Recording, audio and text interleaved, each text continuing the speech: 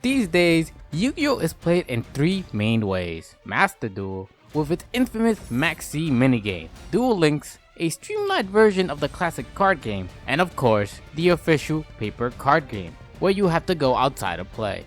But back in the day, there were official Yu-Gi-Oh! Games that let you experience the world of dueling in entirely different ways, all without having to touch grass. Today, we're taking a look at 5 unique games that changed the formula on how we played Yu-Gi-Oh!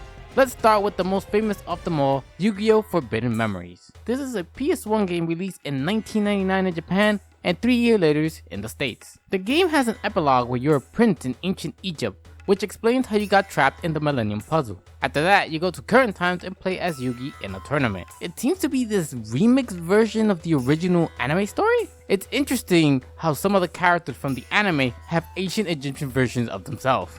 I can only imagine Joy having a Brooklyn accent in ancient Egypt.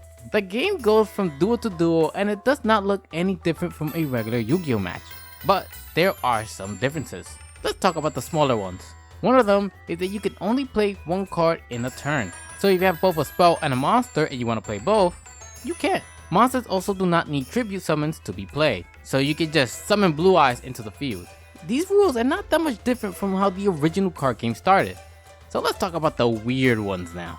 Let's start with these planet symbols. Every monster when summoned can pick between two different symbols. Each symbol has another symbol they're strong or weak against. It's very similar to Pokemon with its type advantage, and when the symbol with the advantage attacks, they get a 500 attack boost. It's interesting since this is not the only game we will talk about with type advantage, and what is even more odd is that it has two separate systems. Besides giving the monsters an astrology symbol, the mechanic you want to learn in this game is fusions. You don't need polymerization, and all you need to do is hit up on the controller on the two cards you want to fuse and then play them. You can try to fuse as many cards as you want, and the cards that don't fuse, the first one on the line, are sent to the graveyard. This game does have a lot more fusions and they are very generic as well. You can fuse two monsters with not just specific cards but also types like a dragon and a thunder for twin-headed thunder dragon, but also weird criteria like a rock and a female. It's fun to try and find monsters that can fuse, but if you're trying to beat this game, I'll recommend finding a guide online for the fusions. Also, it's something you have to master to beat the game, since you get very small monsters and your opponents are gonna smack down big monsters since they don't need to tribute. The game feels very unfair since you're gonna try your hardest to get to your big fusions while they slap down a big monster from their hand. It encourages you to use fusions since at the start of every round, you're gonna draw cards until you have 5 cards in hand, so you can fuse your whole hand to dig for the monster you need. Monsters are mostly going to be in your deck for their ability to fuse into larger monsters or how big their attacks are because effects are not a thing here. Sadly, the monsters with big attacks are hard to come by, so most people are going to use monsters for fusion capabilities. Usually someone will use spells and trap cards to supplement their deck for this type of situation, and the game is very stingy with giving you cards. There are 2 ways to get cards in this game. You can get them by defeating an opponent, and they give you one random card from that person's deck based on this arbitrary grading system. They give you a mode called Free Duel to redo anyone you defeated and get cards, but it's a very slow and random process. Instead, you can go buy the card you need with star chips. Every time you defeat an opponent, you get star chips based on that random scoring system. However, in order to get the card you need to know the code to be able to buy, let's say, Blue Eyes. Then, if you're able to find the code in 2002, you also have to pay for the card, and they're just ridiculous. The most you get per duel is 5 star chips. Good luck grinding for that. Not even sure why they even bother letting you buy these cards. You will get Penguin Soldier and be happy. 2 other odd mechanics I found in the game is that you can play monsters in face down attack mode. I know we all try to be cheeky and do this in the real card game, and you're able to do it here. Lastly, this game has ritual summons and they somewhat change it up. In order to ritual summon, you need the ritual spell cards and specific monsters to ritual summon. You don't need the ritual monster itself in your deck. An example will be Blue Eyes Ultimate Dragon.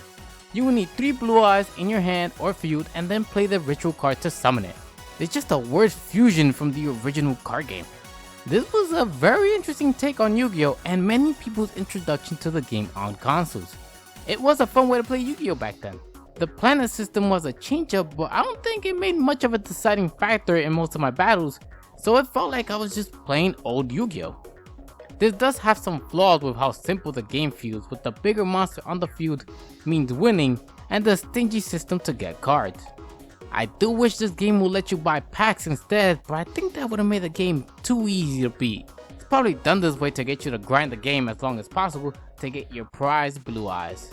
However, this is the game that most resembled the original card game. How about we talk about a game that switches things up more than just adding a few mechanics, but changes the whole playing field, and take a look at Yu-Gi-Oh! Duelist of the Roses. The game starts with you being teleported or isekai'd into the Stonehenge. It seems that two sides are fighting for rose cards that have special abilities, and they're fighting for them in duels. You have been summoned by the Lancasters, who are on Yugi's side, to help fight against the Yorkist, and Kaiba from the Yorkist side comes and offers you a deal of joining them. In return, they will send you back to your world. Between the old frail blue man or the guy who looked like he killed and skinned the blue eyes, I went with the Yorkist. It seems that the story is based on the War of Roses, an actual conflict that happened in 15th century England with Yu-Gi-Oh characters replacing key people. Before you get to pick the side you join, they let you pick a deck and explain that they play with the perfect rules here. What are the perfect rules? In the game, you play in a grid field. You play cards on the field and move them around. If two monster cards on the field meet in a square, they'll battle each other the same way they would in the card game. The terrain that the monsters battle in does make a difference. Each square has a type of field. If a monster is on the field that is advantageous for them, it will give them a 500 attack and defense boost, and allow them to move 2 squares at a time. But there's also the opposite of decreasing their stats if they are in a disadvantageous square. Each player has a deck leader where you play cards around them into the field. If a monster attacks the leader, it is the same as a direct attack. Playing cards is very similar to Forbidden Memories, as in Japan, this was a sequel to that game. You can only play one card at a time, the fusion mechanic is back, that weird ritual mechanic, drawing cards until you have 5 cards, and even placing monsters in face down attack position. One thing they added is a star system. You will now have a star bank that will increase by 3 every turn. When you summon a monster, you lose stars based on how many stars that monster has. If a monster has more stars than you have, you cannot summon or use that monster in a fusion. Something this game has that the last game did not have was monster effects. With the grid, monsters effect, and stars being part of the game now, you would think that the game would be more strategic. And it is! But Unga Bunga, I have the biggest monster, is still the better strategy in the game. The stage and card effects are not as impactful in the game unless you have really good cards, since most cards are very niche in what they do. Or the stage is made specifically to help the CPU player. So, how do we go about getting those good cards? Well, you could get the chance of getting those cards after beating an opponent like the last game, but this time you play a slot machine. Every card your opponent plays or destroys is put on the roulette for you to try and get. And if you get 3 in a row, you get a more rare card. So if you want a specific card, you need to face a specific character and hope they play the card to spin the wheel for them. Luckily, gambling is not the only way to get cards. You can also get the code again to get cards, and you just get them once you input the code. No need to buy them. The downside is that you can only get 1 copy of a card this way. It's not too bad of a downside, and I feel the only reason they even give you a free card is because cards now have cost. You must have exactly 40 cards in your deck, and every time you add a card, the cost of that card is added to the deck. The reason for this is that you cannot face opponents unless your deck cost is the same or lower than the opponent you are facing. The game definitely had an interesting idea with playing on a grid. It has all the making of an interesting strategy game with how overpowered the CPU's deck are and how hard it is to get cards unless you use the codes. It gets bogged down with a lot of random grinding and hoping the CPU plays terribly. Yu-Gi-Oh is just too complicated to create an interesting CPU opponent. They just made their decks overpowered, so it'll be too hard for them to mess up. Even with how different this game is, our next game gets rid of the cards altogether. Now let's talk about the Yu-Gi-Oh spin-off most Yu-Gi-Oh anime fans have some knowledge about: Yu-Gi-Oh Dungeon Dice Monsters.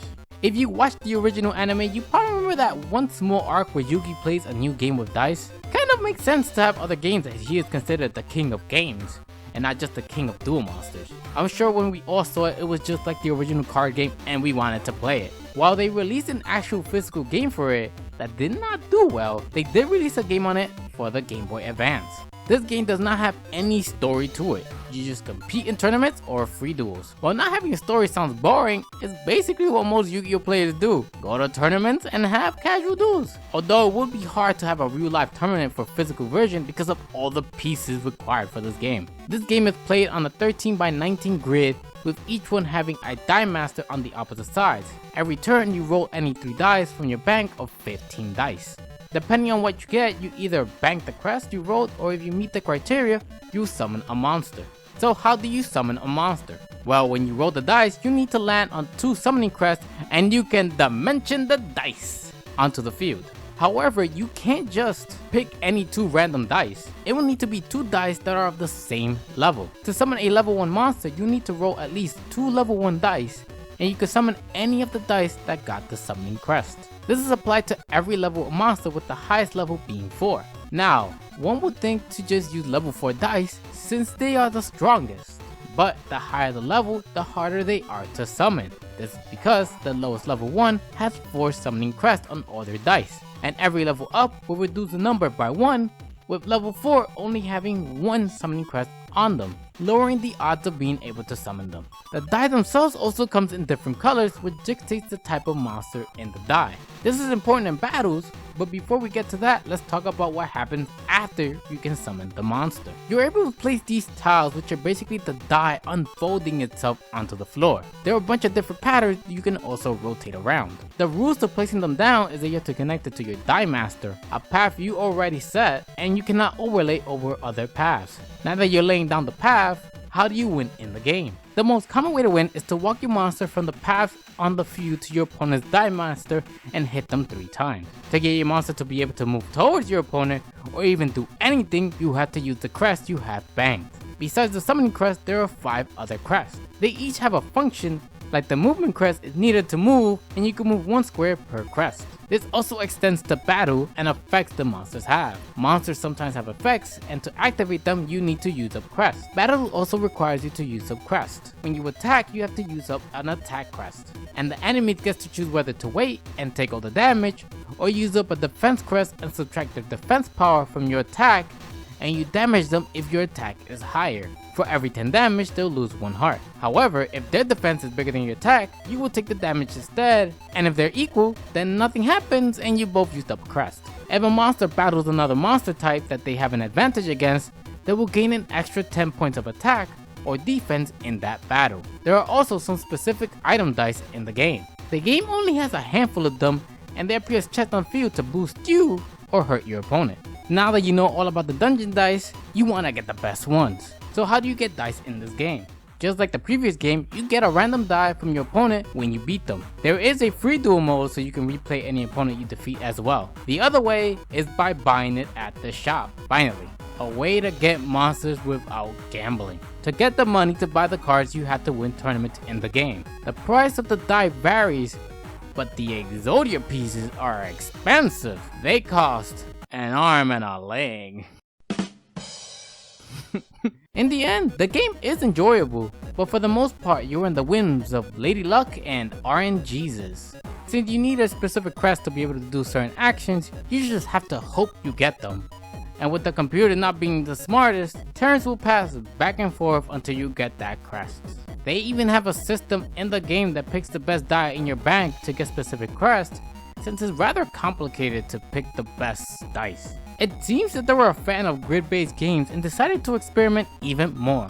So let's move from one grid-based game to another, in Yu-Gi-Oh! Capsule Coliseum. This game is also based off another spin-off in the series in Yu-Gi-Oh! Which I did not know of. Nonetheless, the story in this game is simple. We are Yugi, and our grandparents tell us about this new game, Capsule Monsters, and we decide to join a tournament. You get an explanation of the rules and get to pick some monsters. Once you get the explanation, you're off to compete. While the story is simple, effort was put into it as it's the only game we played with voice acting. And don't think I'm gonna take it easy on you just because you're my friend. Having voice acting is definitely a step up, but how does the game play? Well, you play with these chess pieces that are monsters. At the beginning of the match, you can pick from one of the ones you have available in your list, with some restrictions. Before we get to the restrictions, let's talk about the playing field.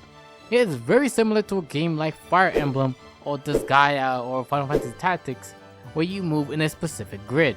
The area you play in has a lot of variables that will affect the monster while playing the game. The three main ones is the symbol of the monster, the attribute of the map, and the type of terrain. A monster symbol will decide if the map's attribute or terrain will have any effect on them. Also, the effect range decides how much effect these boost or disadvantage will have on the monster. Although they decide to show you in the most convoluted way possible, when in the manual it's much simpler. They went with the two-system approach that Forbidden Memory has and just multiplied confusion with an even more convoluted terrain boost. They explain at the beginning of the game that you want to have a variety of different monster types because of these advantages. There are even more things to consider when picking monsters, like their stats. On top of attributes, the monsters have attack, defense, movement area, attack area, effect, cost, and the most crucial one of all, their PP. For a quick explanation of each, the attack stat is how strong they are, defense is how much they guard against attacks, attack area is what squares around them they can attack, and movement area is the tile that they can move from their current position. Some monsters have effect that they can use which also have an area of effect, and PP is their health. Cost is a very similar mechanic to the one in Duelist of the Roses, where the stronger the monster, the more they cost. When you battle against certain enemies, there's a limit on how many points of monsters you can use against them. Different opponents have different amounts you can use on their map. As you go up, the number will be higher so you can play more powerful monsters, but how do you win in this game? There are two possible ways to win, either by destroying the enemy's symbol piece, or destroying all the monsters they control. Destroying the enemy monsters is the way you will mostly win, and the way you probably want to win because you could gain XP.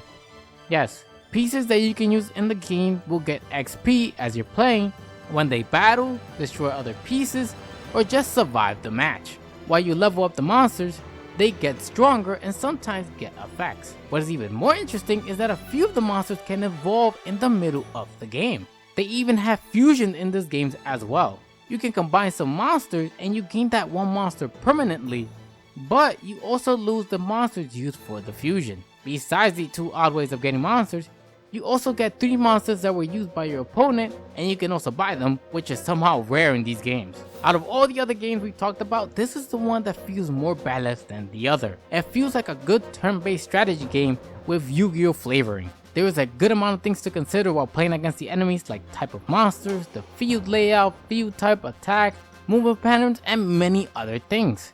I did enjoy playing this game, and it has a lot of interesting mechanics, except for one that was more odd than anything. When one of my monsters was destroyed, I could not use them in the next battle. I was definitely not expecting permadeath in this game, but there isn't. It seems that they just don't allow you to use the monster in the next fight. They will come back after you do the next fight. Not sure why they added this, and it's more of an annoyance than an interesting mechanic. All in all, this is a small issue in the game. Yu-Gi-Oh is a strategic game, so it makes sense to try it out in many different forms. This time, we go from a turn-based strategy game to a real-time strategy game in Yu-Gi-Oh! Falsebound Kingdom. This is the only Yu-Gi-Oh game on the GameCube and is based off the VR arc in the series. In this game, Yugi and friends are invited to come out and try a VR game being developed that uses dual monsters. While they're trying out the game, the machine malfunctions and they are stuck in the game, the other form of isekai. Our heroes are transported into a world where they are separated and Yugi is leading a resistance. Yugi seems completely fine leading a resistance, and even though the people under him believe he has amnesia, they still have him lead them. It's not like they have much of a choice because Yugi is one of the few people who are considered marshals. Marshals have the power to control monsters into combat, which have great influence in battles. So Yugi decides to beat the game to see if that will get him out of this game. So how does this VR game play? You start on your base and from there you can send your marshals with their monsters to get other towns to take over. This is very slow as there's a lot of open field and not much to do until your monsters reach something they can interact with, which is very little. There's not much visually to explain what's going on besides seeing the little monsters travel until they reach a town that is protected or an enemy and the battle starts. It turns into a 3-on-3 turn-based battle, and it looks like they spent all of their budget here. When it's one of your turns to battle, you have a few options, and most of these are pretty normal or self-explanatory, except for this one. Why would you want to wait when you can attack or defend? Well, The main reason for this is because of these star chips. These chips show how many actions a monster can take per battle. Every time you do an action, besides a wait, it'll take up one of these stars. Once all the star chips have been used up, the battle ends, and a winner is decided for this battle, with the loser having a 5-second movement penalty in the overworld.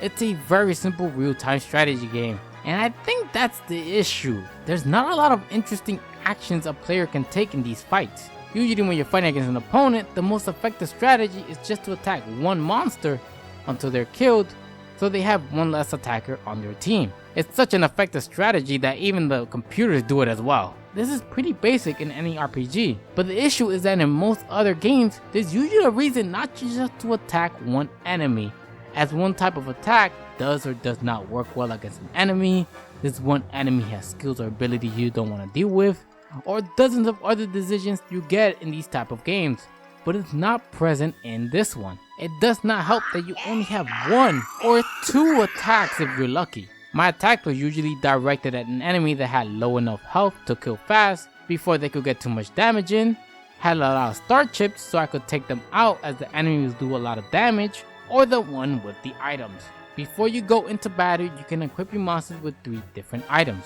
They can range from items that boost your monsters, health recovery, reborn, and a few other things that we'll talk about later.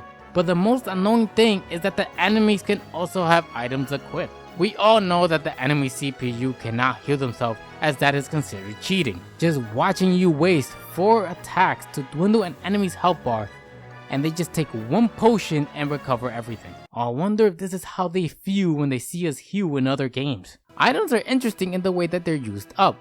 Once you have an item, you have it indefinitely, even with the ones that are consumable, but they have a limit of times they can be used in the battle. An example is you can only use the blue potion 7 times in the mission, but in the next mission you have them back. However, what is a bit more annoying is the way you get items in this game. You sometimes get an item when you finish a mission, but the other way to get it is through taking towns. Once you take over a town, you can build 2 pieces of equipment. They can range from defense for the fort or support for the monsters on the field. One of the equipment is a trader, which once you have, you can buy any item from them. So to be able to get an item, you have to use up one of your slots for a different equipment that could be helpful in the missions, and you have to spend money on this equipment to spend more money on the items you want to buy, which are 3 random items that you might not even want. I can say I'm not surprised by how difficult it is to get them, as they give you massive advantage. Usually having a monster in a team with 1 or 2 attack boost items and a dedicated healer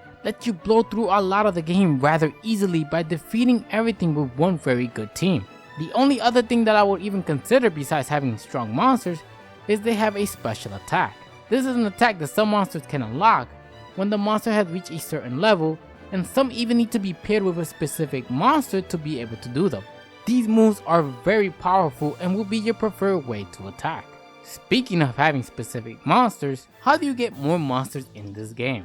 Well, some of them are given to you based on story events by beating certain missions or when a marshal joins you. They come with 3 monsters. The other way to acquire them is to roam randomly in the mission's overworld and hope you encounter a monster. Once you defeat them, they're added to the list of monsters you can use. The most interesting ways to get monsters are with items. You can use up any item to permanently evolve a monster, like using a Blackluster ritual item to evolve a Dark Magician to a Dark Magician of Chaos. Polymerization in this game is an item you use. If you equip it to a monster, you can use it in the middle of battle to fuse monsters and use that fusion in that battle. If you disengage, the fusion is no longer available. There is one more item that lets you use different monsters, specifically the Egyptian gods. Only Yugi, Kaiba, or Joey can use these items, and when you use them, you can fight with one of the Egyptian gods depending on the item you use. Just like fusions, you can use them in that one battle and revert to the original team after. I have to say, this game feels rough around the edges. As a strategy game that feels like there's not really a strategy to be had. It comes back down to having that big monster Unga Bunga, and very little to do with strategy or synergy, which there is with special and fusion monsters, but hard to do with its requirements. I did enjoy going around and using monsters from the show in Pokemon 3 vs 3 style battles. After playing all these games, I have to say, I do wish that Konami did more with Yu-Gi-Oh! Besides just a card game simulator. These type of games would do better as single player games, as the Yu-Gi-Oh card game is very complex for a CPU. Like, when to use Ash Blossom is hard to know even for a regular person.